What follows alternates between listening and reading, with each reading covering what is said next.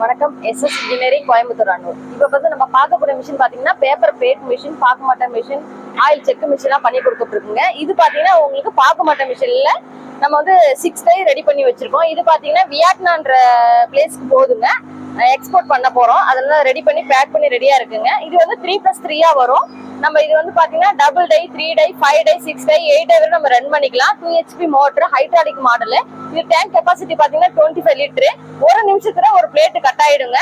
நம்ம ஒரு 6 டை எடுத்து பண்ணும்போது ஒரு 360 பிளேட் பக்கம் 1 ஹவர்ல நமக்கு பண்ணி எடுத்துக்கலாம். இதுல பிளஸ் என்னன்னு பாத்தீங்கன்னா இதுல டபுள் கட்டர் நாங்க கொடுத்துருக்கோம்.